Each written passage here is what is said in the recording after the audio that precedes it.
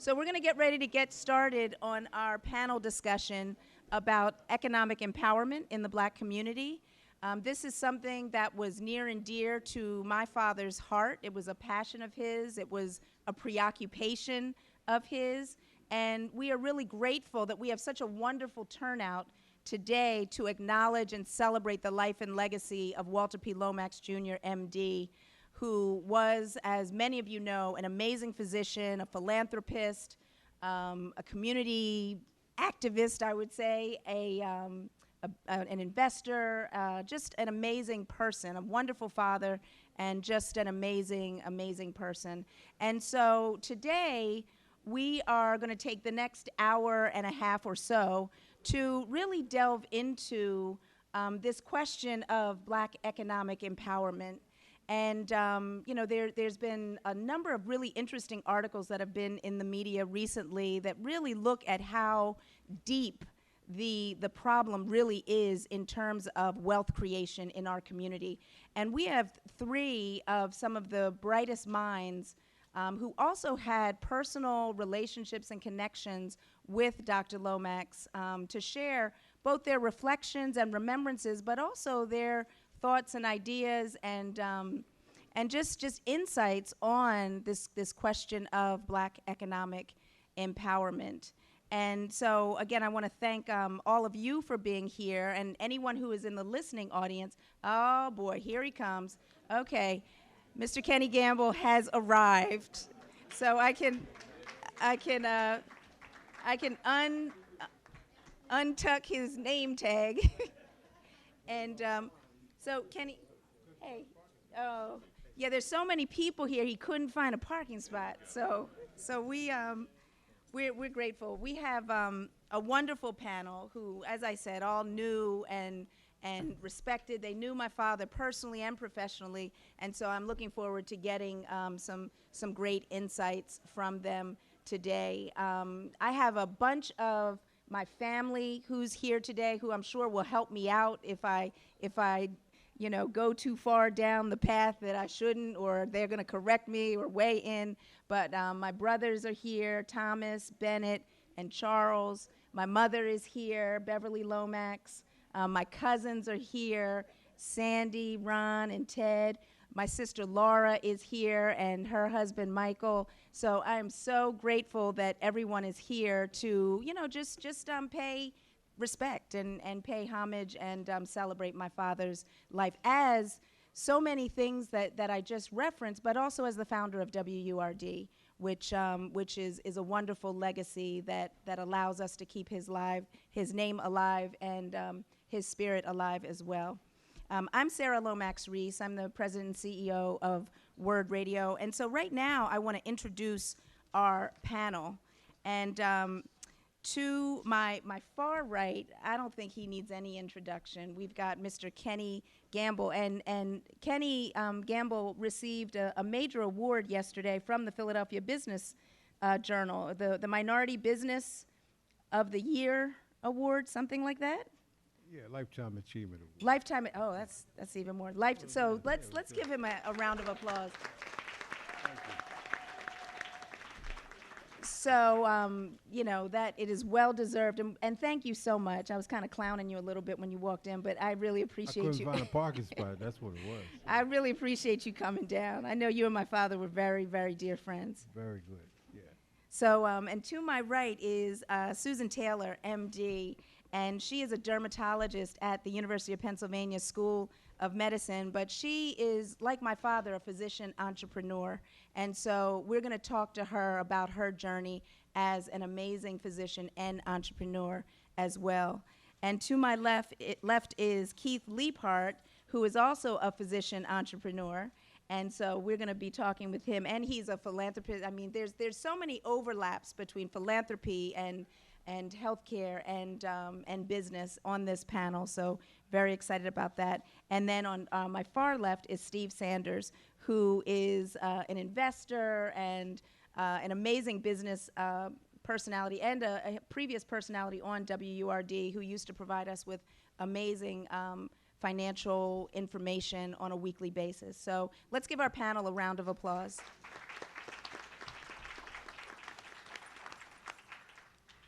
So I'm gonna start with a general question that I want all of our panelists to answer.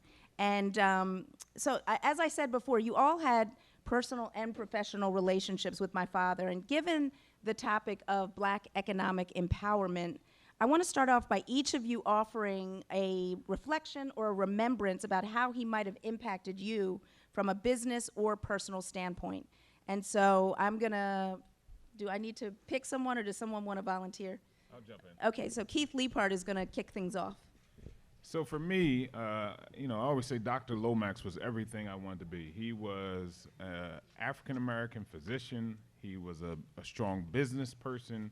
He was a philanthropist, and he was a strong family man. And so, when I came back home to Philadelphia some years ago after attending college, I didn't know Dr. Lomax personally, but you knew of him, right? And so he gave me inspiration just by actually hearing of him, knowing that I could do it, right? Someone who was from South Philadelphia, from the streets of Philadelphia, who had become successful. And so he was, as I said, everything I wanted to be. So just by observing him, I figured out what I could do and what I wanted to be. And I always give a story. The first time I ever sat down with him, I was so nervous to sit down with him. I was literally sweating, right? And I'm a little bit taller than he was. He could be intimidating right. in his day, that's for Yeah, sure. I'm a little bit taller than him, but I felt like he was the giant in the room, and I was this, this kid who just wanted some time on his schedule, and he was always very generous with that. I loved the way, he interacted with his family. He had, all of his family involved with the business, and so for me, that was the model for me, our community, and what we should aspire to do. Excellent. Steve, I'm gonna throw it to you. Steve Sanders. I never got a chance to know Dr. Lomax as a physician. I got a chance to know him as a businessman, and he was on the board of directors of my company, which made the relationship a very interesting relationship. He would definitely challenge you. He always came to the meetings extremely well prepared, which meant that he was taking a history and physical on you, but it was a fiscal, Fiscal. And he liked making money, which was very, interesting. He would invest, but he wanted a return on his investment, and he made that very, very clear. And so the meetings would generally last for about 2 to 3 hours, and we had 2 other investors and board members there as well. But you want to talk about being nervous, you go into that room with him, and Bennett would sit in on the meetings as well, and he trained Bennett well, and he would just still looking at you. Yes, see, I won't look that way. And you knew that the questions that he was asking were for your benefit and for the benefit of the company. There was nothing personal about it, except making money. It was all really, how do we move to the next level? Then he would always challenge too to think big, think bigger and bigger and bigger. So I'll just close with this. When we first did this deal, the company that we bought had $100 million in assets under management. Sounds like a lot, but in the money management business, that's small. He challenged us to get past the $1 billion point, and we're now at $2.3 billion. And a lot of that has to do with his pushing and nudging, but also when you've got somebody on your board that believes in you, that makes a big difference. And he always told me, I believe in you, I believe in you. And then I'll share later one of his favorite quotes that always rings in my ear every time I want to think too small. Thank you. All right. So I'm going to go to you, Dr. Susan Taylor. So in 1983, I was a young physician, an intern at Pennsylvania Hospital. And it was a long day. I'd been on call the night before. And in swoop, these 3 African-American doctors. And I almost had whiplash. It was like, who are they in this predominantly Caucasian hospital? And I learned they were Walter Lomax, George Hayes, and Noble Jones. And they took care of our people, and they took care of our people with kindness and compassion and respect and passion. And that doesn't happen very often. So that was the first experience I had with Dr. Lomax. And as a little intern, he'd come over and he'd always call me girl. He'd say, how you doing, girl? Is everything going okay? And for him, someone of his stature, to ask me, an intern, how I was doing was so very meaningful. So I think of Dr. Lomax first as a physician and a healer. Thank you. Kenny Gamble. Well, Dr. Lomax, wow. I was just here thinking of where would I begin. And I think I'll begin with both of us were from South Philly. And I knew Dr. Lomax before. He always was a businessman, but I remember him as a physician down in South Philadelphia where he had started these clinics. And my memory is that my niece, she needed a doctor. And so I called Dr. Lomax up. I said, you know, bring my niece down. So he examined her and everything and whatever. And he had opened up a couple other clinics, or I guess you would call them clinics. And he and I started to talk a lot because it's like a mentor. He's like a person that you didn't find many people like Dr. Lomax in the African American community.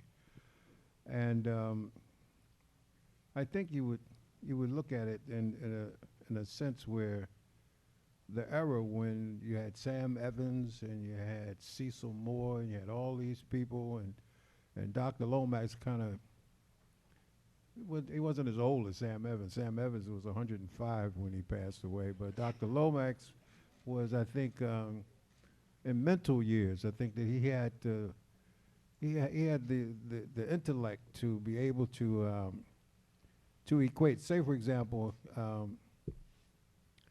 I forget how he used to. He's had a lot of jokes. He had so many jokes about going to a fight, an axe fight or something like that with. I forget what he said. I forget. Charles probably knows what he said, but we used to all fall out, and he used to talk about it all the time. How economically the African American community is disadvantaged, and so when we started Universal, which is something I used to talk to him about all the time, I used to ask him. I said, "Well, who's going to do something in the African American community? What's going to happen?" And so we took a step forward to revitalize a community in South Philadelphia. And Dr. Lomax was there from the beginning. He was there on our board. Him and Charles would come, snow, rain, whatever it was. They would come all the way from Chalfont and come to our board meetings. And the advice that he gave was invaluable because Universal now is, we started off with one school. Now we have about 12 schools in Philadelphia and in Milwaukee. And the goal and objective is to instill self-respect in African American people and teach about the African American experience, which Dr. Lomax and Ed Robinson, just to be in that kind of crowd. When you start to mention those names, something has to fall on you, you know. And so I was very, very happy to know Dr. Lomax. I still know him, you know, because I believe the spirit is stronger than anything, you know. And I believe that the spirit lives forever. And not only Dr. Lomax, but I had a wonderful opportunity to meet his lovely wife, Beverly, you know, who is powerful. And I mean, she don't say much, but she's powerful. You know, because you know, family life. You know, and I'll close with this for now. Family life in the black community needs great examples. And nobody's perfect at all, you know. But Dr. Lomax, to me, the way he dealt with his family was the strongest thing in his, I mean, when you want to talk about Dr. Lomax, that to me is the most powerful thing that you could do because families is hard. It's hard to get along in families, you know. And y'all laughing, so y'all must know a little bit about that.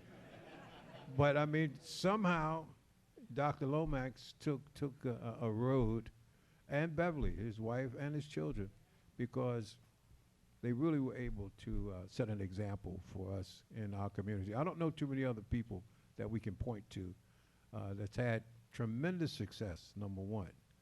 And as I told you earlier, I knew Dr. Lomax before I guess the explosion came or whatever. He was a doctor. He's wearing his white jacket and everything. But he was the same person then that he was when they made that big deal, and became this gigantic company that he became. So, so it just goes to show you that money doesn't make you, anything, because he he shared with everyone. I mean, anybody that got his ear or whatever, I guess you had to hold him back sometimes because he shared with everybody, because he wasn't about money, he was about purpose, and he was about dignity for our people. So I think it's interesting because on that end, Steve said he's all about money. He's all about Yeah. making money, and on that Right. end, Kenny Yeah. said he was all about the people. So he was both. Well, he Let's- knew let's- he knew the let's- people that he was talking to. Now Steve's a money man, so he's gonna talk to him about money. But if you see a young guy coming up to him and say, "Doc, I got an idea, man. I'm trying to get going. It's Can true. you help me? Can you put a little money?" Now that's the one he would support. Yeah. Yeah. Yeah. So, and one thing I think is a testament to my father's impact is that all of these really busy people, as soon as I asked them if they would participate in this panel, within seconds they said yes. So I just want to, that to me was really a testament in and of itself. So. Yeah. I appreciate that. One of the things that I want to do as a way to weave this conversation together is, my father, as Kenny said, he had a lot of sayings, a lot of, philosophies, and so my brothers and sisters and I came up with what we're calling Bubbyisms. And so my father's nickname was Bubby. And so people who knew him from South Philly or grew up with him, knew him as Bubby, Uncle Bubby, whatever. So we came up with some phrases, sayings that kind of capture a lot of the philosophies that he used to share with us and with other people that he walked with. So I'm going to jump off. I'm going to start the conversation with one of the ones that he said often, specifically about black wealth. And he would say, black folks owned less than half of 1% after slavery, and we still own half of 1% today. And so, when we look at the issue of black wealth, and which is different from income inequality, there was an article in The Nation that said that to rectify this problem that was created, it took 400 years of slavery, segregation, and institutionalized discrimination in the labor and housing markets to build the wealth gap today. And this article's headline was, "The average black family would need 228 years to build the wealth of a white family today." So I'm going to start with you, Steve. What do you see as the pathway to address this issue of the inequities, the wealth gap that is so clearly being defined and described in this article, but in my father's, kind of quip that he would give? I think one of the main issues is really truly understanding how money works and how the economy works. And I have a biased approach to this. And I don't mean you have to have a PhD in education. It's really understanding the basics of how money flows and how to make money flow towards you. And I'm not talking Reverend Ike, give you a prayer cloth, money flowing to you, but prayer is a very important part of it. But I think what we have missed is just some of those basic tenets of the difference between working for someone and working with someone. And I believe that's important whether you're inside of a corporation or a small company or a nonprofit, or whether you have your own business. So when you look at what Dr. Lomax did as a physician and transitioned into not just a businessman, but also an entrepreneur, there was an economic, I guess, sort of crossroads that hit him that we talked about a little bit at some point.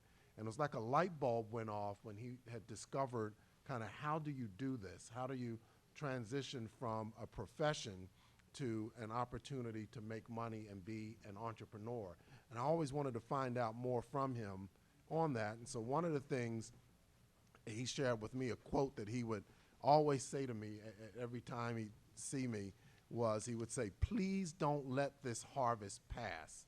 Now, that's an old gospel song, but what's interesting is there's a word that goes before the please, and it's sinner.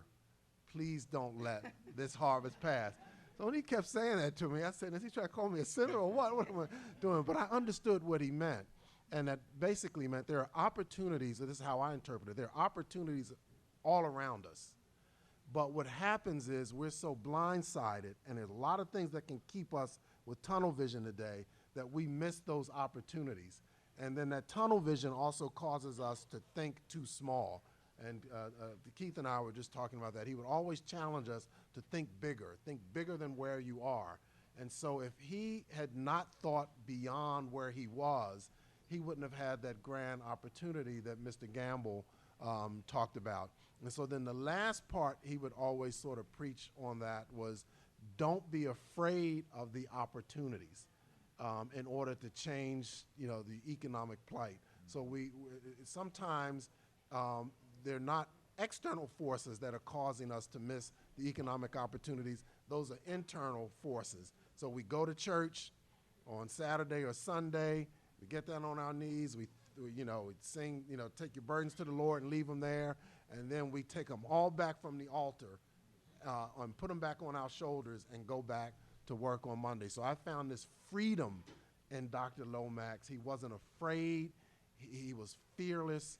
He was determined, and he would definitely not let race or color of skin stop him from playing in the big leagues. And I think if you just embrace that spirit, then something begins to happen and you change those numbers that you mentioned. Well, we definitely need a concerted effort and push collectively. And I want to ask you, Keith, because I know that you are a physician entrepreneur as well. You have a new venture called Walsum. You were a teacher at engineering, George Washington Carver High School for Engineering and Science, and you got a DO, a Doctor of Osteopathy, and an MBA degree. And so, this transition from physician to entrepreneur, and this question of, how do we address this wealth gap when we're coming from 400 years of kind of oppression? So I would put it in perspective the way I always talk to my son. I have a 9-year-old son who, is like his dad, is not too good at sports, right? And all of his friends around him are pretty good athletes, right? But I always say, son, we want to own the team, not just play the game, right? The first person to get the trophy, seriously, the first person to get the trophy is the owner, right? So LeBron James may win the championship, but the first person to actually touch the trophy was Dan Gilbert. And so that is a perspective that we have to make sure that all of our kids understand, right? We need to be in ownership, right? And we need to figure out. And so education is a very, very important piece of the foundation, right? To get these different degrees, you have to have a strong education. You have to go to the next one, but that's not going to carry you, right? Because there are physicians who are, I would say, who have done all the right things, but still, in their own ways, are struggling economically, right? And then there are some physicians who went on to do what Dr. Lomax did and become entrepreneurs and step out, right? And so his life was all about charting your own course, right? We have to teach our kids in our community that, one, to believe beyond what they see, right? Sometimes our kids are afraid to dream. They're not dreaming big enough. To believe beyond what they see and realize that, you have to chart your own course. It is not, it is not going to be the traditional route. Unfortunately, we all know there is institutional and systemic racism in so many areas of society. There's a reason why these disparities exist. There's no accident for that. And so we're not going to be able to do it the traditional path.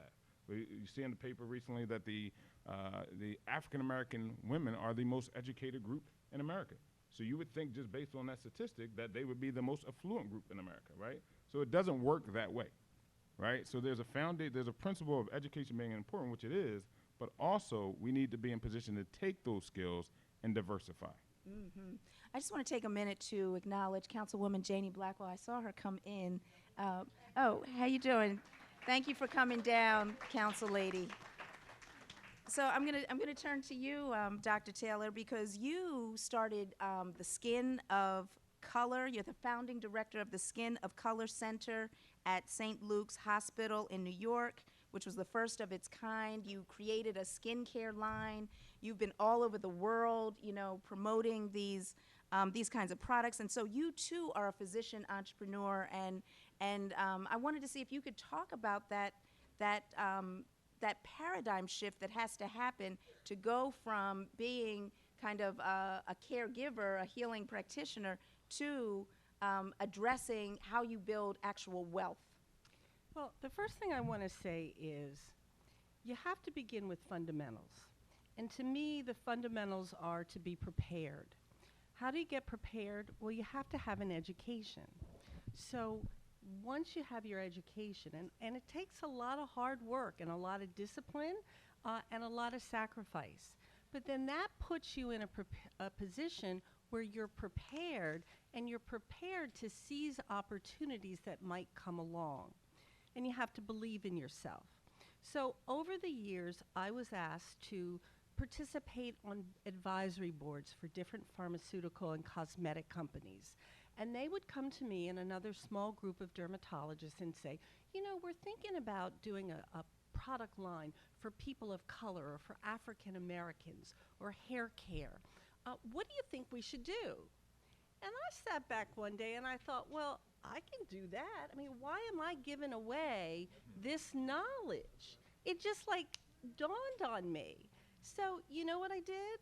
I identified 2 cosmetic chemists with whom I worked for a couple of years to create formulations that I thought were going to benefit our problems. Not necessarily anti-aging, that's not our problem, but our problems, right? So whether it is hyperpigmentation or dark marks or razor bumps, those are our problems. And there are ingredients that can help that. So I worked with these chemists to formulate products that were appropriate for our skin, and then from there partnered with some other people. But part of it is sitting back, and there are rewards associated with participating on those advisory boards.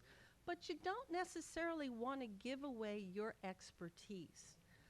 You have to be prepared. You have to have acquired that expertise. And to me, that's from hard work for many sustained years. Keith will tell you, it's hard as heck to get through medical school. Let me tell you. And then it's hard as heck to get through residency. But with that perseverance, and Dr. Lomax had that perseverance, that's how you get prepared to then take the next step. And you got to believe in yourself, and you have to have the discipline, and you have to be a risk taker. You know, we all can rely on a paycheck, but if you want to make that next step, you can keep that paycheck and work 2 jobs, one as an entrepreneur, but you've got to be able to take that risk in that next step. So I want to ask Kenny Gamble, because one of my father's passions was real estate. You know, he was like a savant or whatever. He just had a great eye and you know, sense for real estate, and we know that real estate is a way to create wealth. And he was very clear: own, don't rent. You know, I think that one of the consistent themes of his life was own. You know, own what you know, whether it's your car or your house or your business, own it. But I want you to talk about real estate, because you referenced, you know, the revitalization initiative that you undertook in South Philadelphia. And, you know, I think it's a little bit of an understatement to say a revitalization. I mean, you like really sparked the whole thing. In 1990, you moved from Gladwin back to your native South Philly. Yep. And the community was kind of in distress. Community was devastated. And so Yes. you purchased 130 vacant lots, opened a restaurant, and began to, you know, start rebuilding. Right. And so I want you to talk to us about the power of real estate within the context of the equation of wealth. Well, I think that the title of it kind of it speaks for itself. It's real estate. And there's not too many things in this world that are real. most of the things we deal with are really, I mean, they're like cartoons. This is like a cartoon world, but that's real. And I can remember years ago when my partner Huff and I we started to get a few hits, and you start to make a few dollars, and you say, well, what am I going to do with money? What do I do with money? So, you know, you got a lot of people like Steve over here. You know, they invest your money and you go up when the stock market goes up, and you go down when the stock market goes down. You never know these people. You don't know who they are, and you just handing over your money to some people that you don't even know. And I felt, this is just my personal opinion, I thought I would like to really have a house, that old house that me and my mother and my two brothers grew up in. I said, let me start off with that one. And every day I could ride by there and see it, you know, touch it, whatever. And just the whole idea of real estate, when you look at, well, there's a game that everybody's played probably called Monopoly. And that Monopoly game, that really is the name of the game right there. I mean, if you own a piece of real estate and you have a hotel or you got apartments or whatever the case might be, and somebody comes along and they want to rent your property, they got to pay you rent. So it's kind of like, we're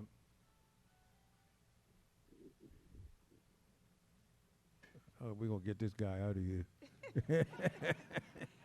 No, but anyway, it's sort of like the Monopoly game where you're investing in land. And well, a good example is the University of Pennsylvania, for an example.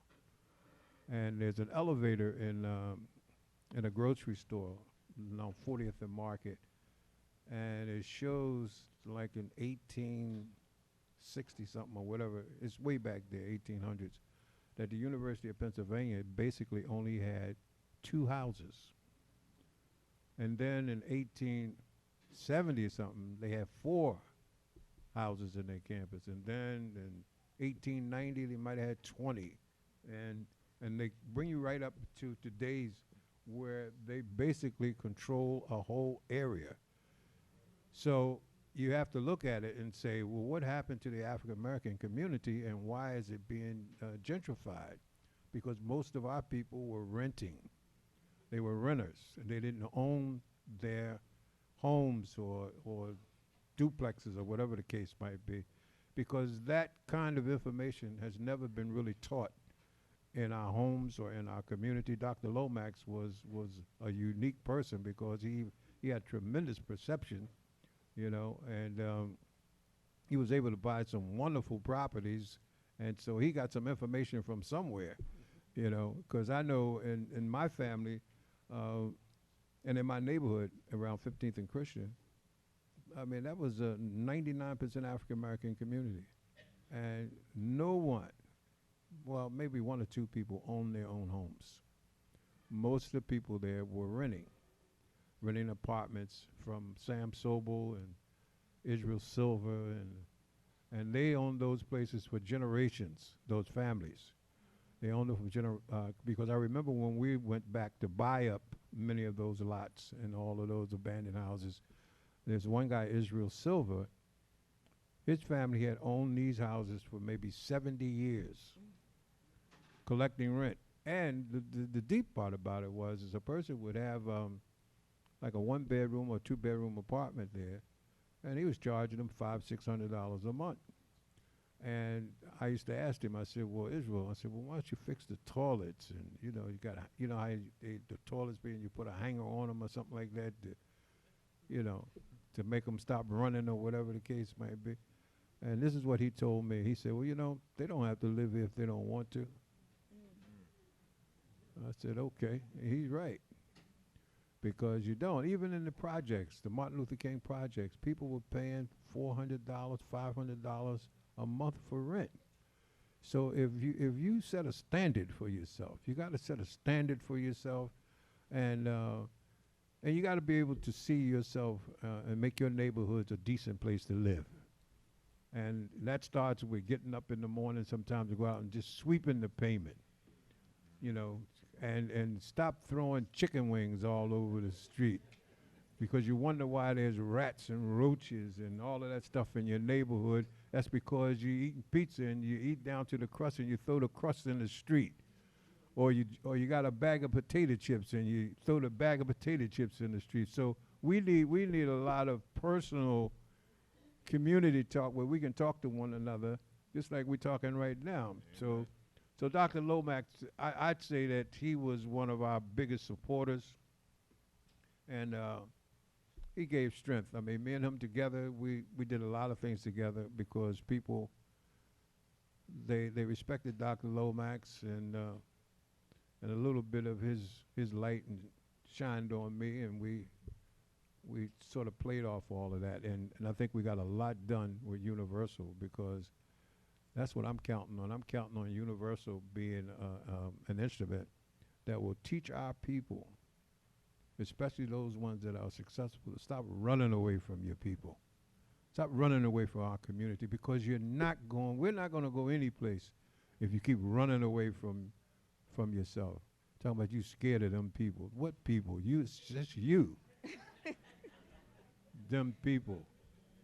So the bottom line of it is that Dr. Lomax was, he was South Philly man, you know, and I appreciate him, and he lived a good life, you know. And there's not many people that you can say that.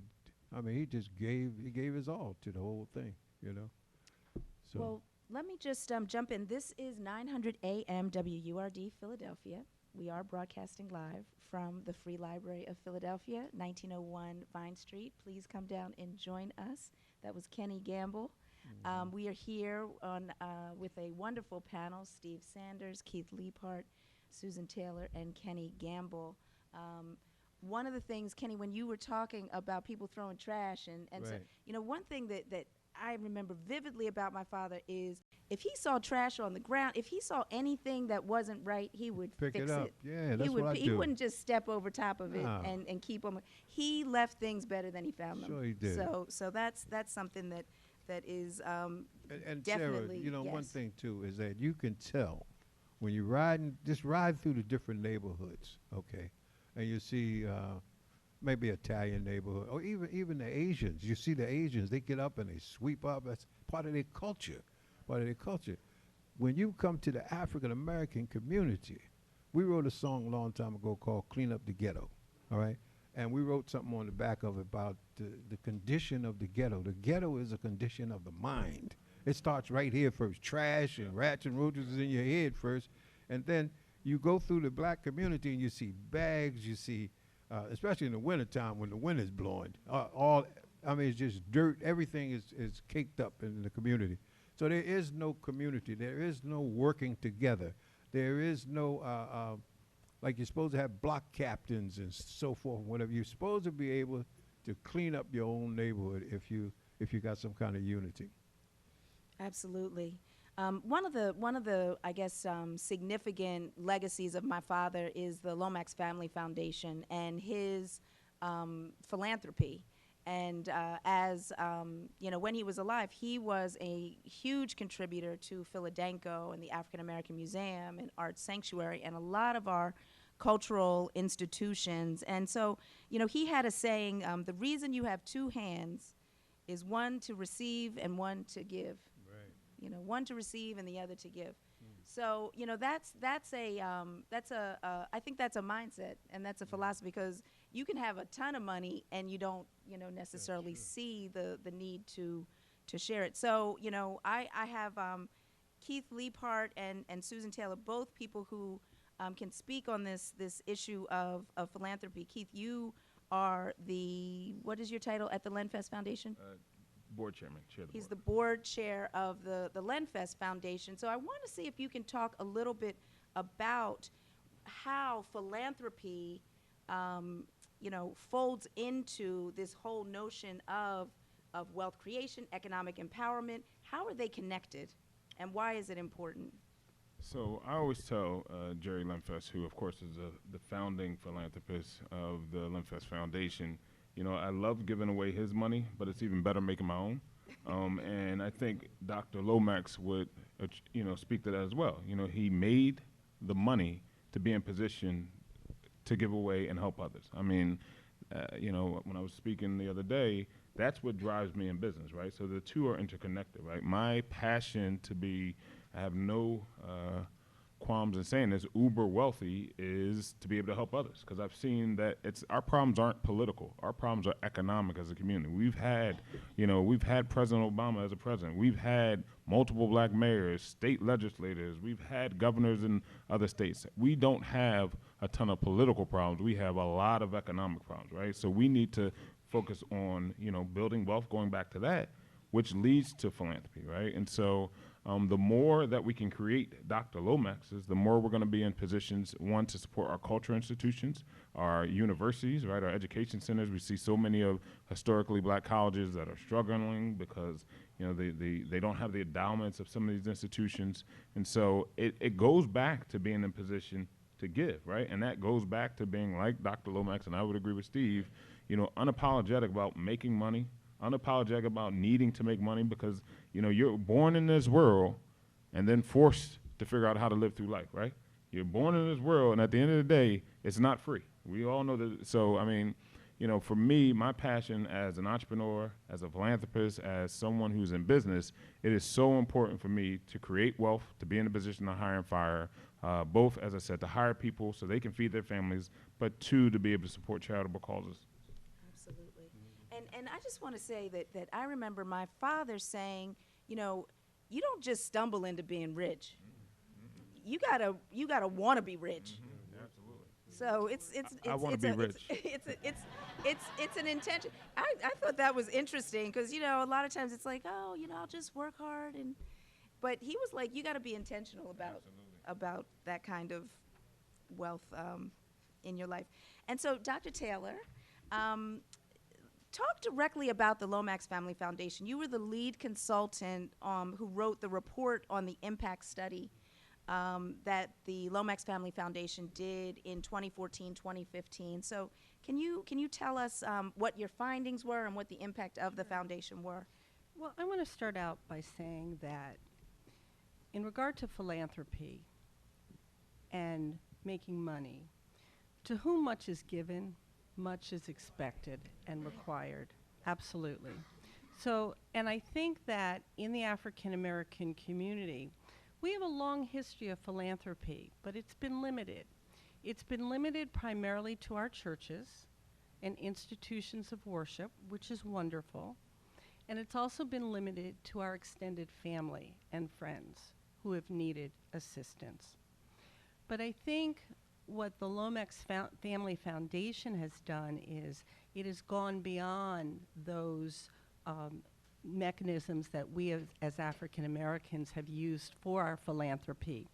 So with the Lomax Family Foundation, Dr. Walter Lomax and Mrs. Beverly Lomax gave millions of dollars to benefit our community and the greater Philadelphia community.